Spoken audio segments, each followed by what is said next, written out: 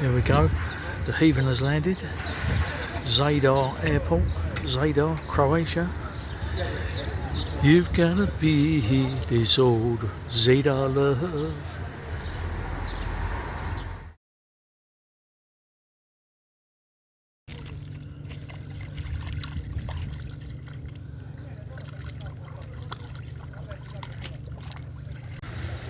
So this place is called Kolavar or Kulavar Beach. I reckon it's about a mile long, something like that. And there's not a lot of sand here. It's one of them pebbly beaches and that, but it's nice. I must admit, it's nice. The water is clear as anything here.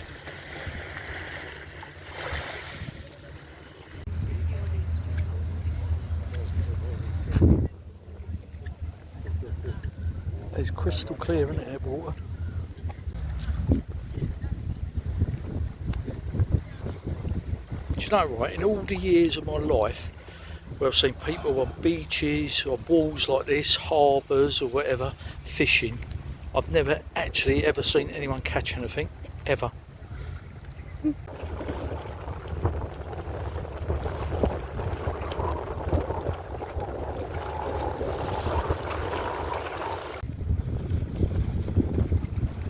Yeah, that would have originally been the winged lion.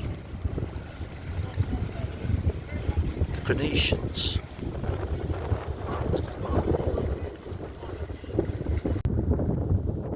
You need to stick it to your ear, mate.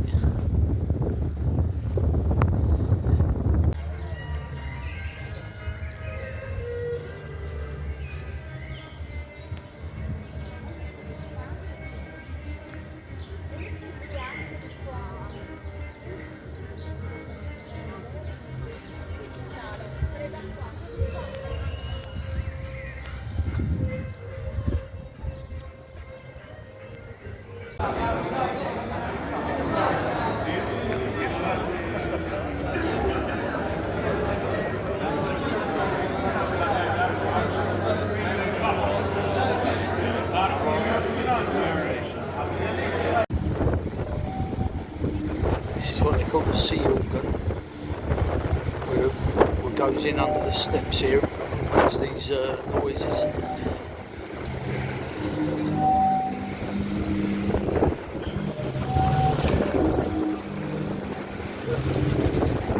The sound comes out of them things there.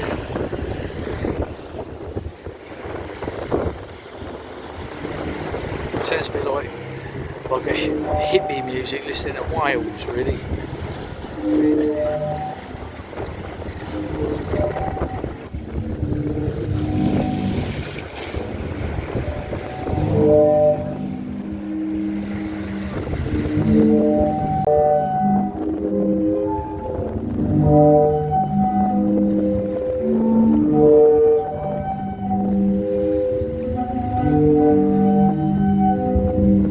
This would be like living next door to someone who just bought a trombone that's practicing every night. I just noticed there's these holes in the pavement here as well.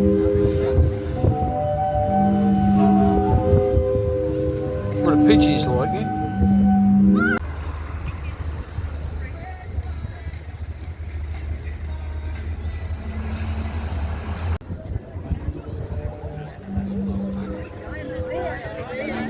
One of the things they say about Zadar is it's got the best sunset in the whole of the world.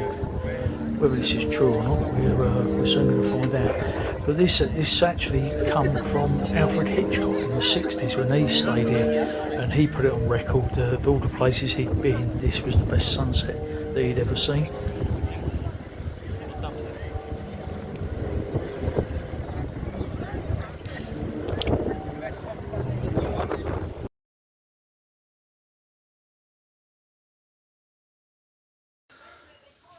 So this is the room.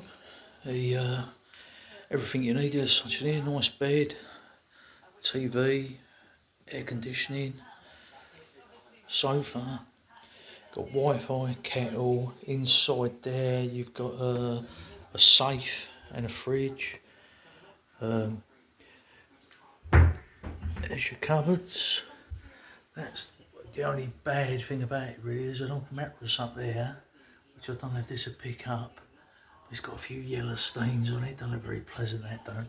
I don't think I'd fancy sleeping with that wrapped around me.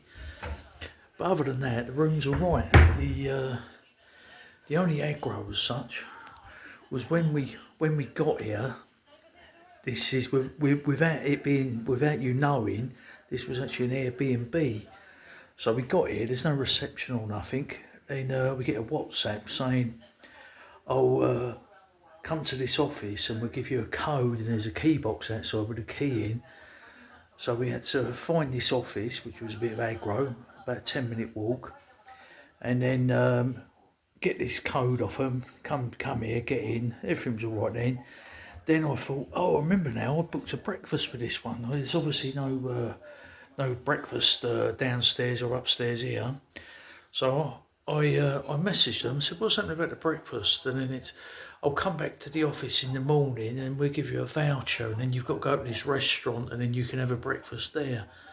But the breakfast was all right, but it's just the aggro of you've got to go to this, walk to this office to get this voucher again. And more to the point, you weren't told this when I booked it. All this is sprung on you basically on the day you get here. And speaking to other people in the town, it seems that is every place here is the same. But other than that, everything has been alright really. Bathroom.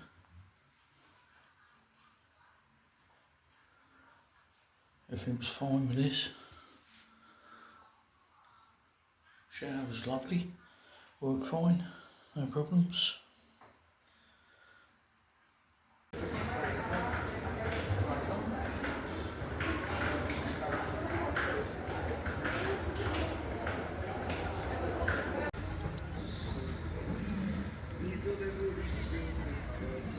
This is what they call the land gate, the big winged line up there. Head above the door there. Latin inscription over there. You've got the start of the marina just to the left of it. The Venetian winged line again. The Venetians were actually asked to come here by the Croatians and help protect the city against marauding pirates. This is what they call the 5 wells, where they used to draw the water up from the city.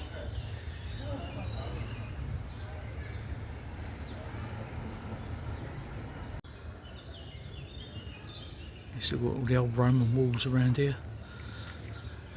These wells are actually built in 1574, and it was actually whilst the city was under siege by the Ottoman Turks, and this is where the people were getting their drinking water from during that siege.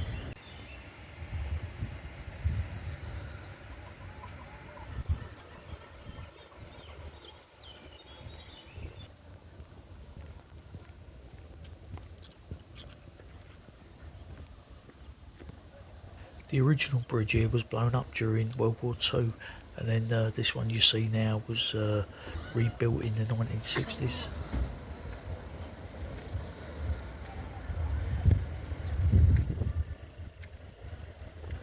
That there on the left is the Church of St Donatus. That was built in the 9th century with the remaining pieces of the Roman Forum, which was destroyed in the 6th century after a giant earthquake hit the city.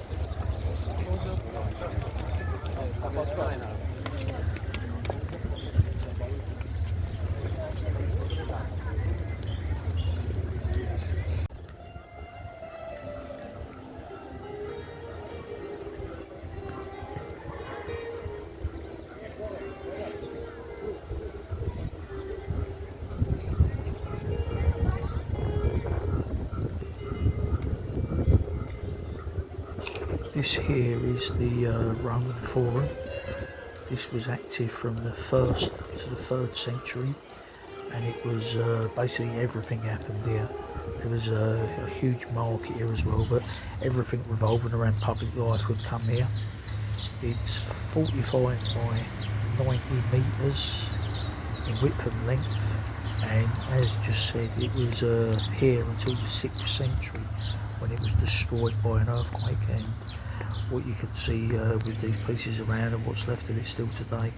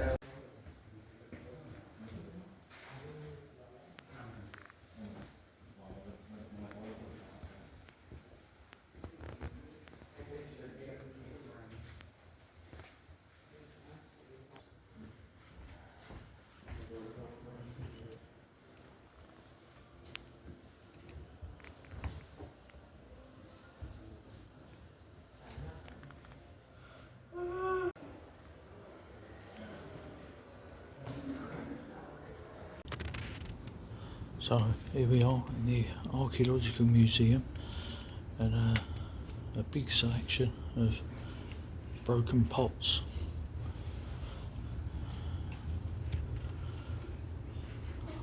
I really don't see how anyone can find this interesting. I really don't. Now, and there's another room here with a collection of broken pottery pot handles. Yeah, okay.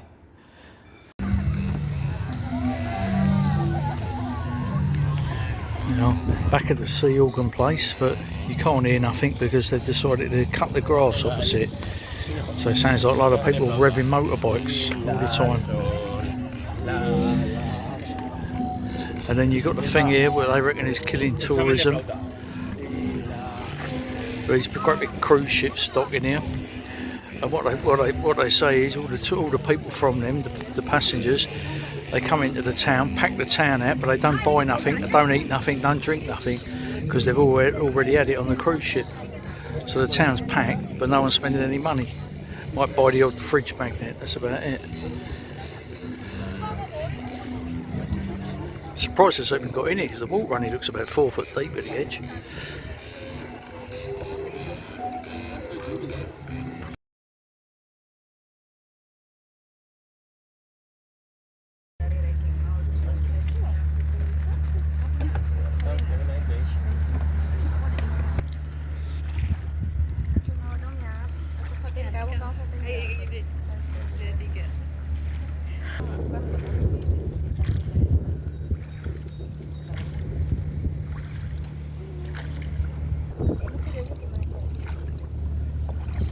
The famous boatmen of Zadar. This tradition has actually been going on for 800 years, and they reckon it's still the same families involved in it.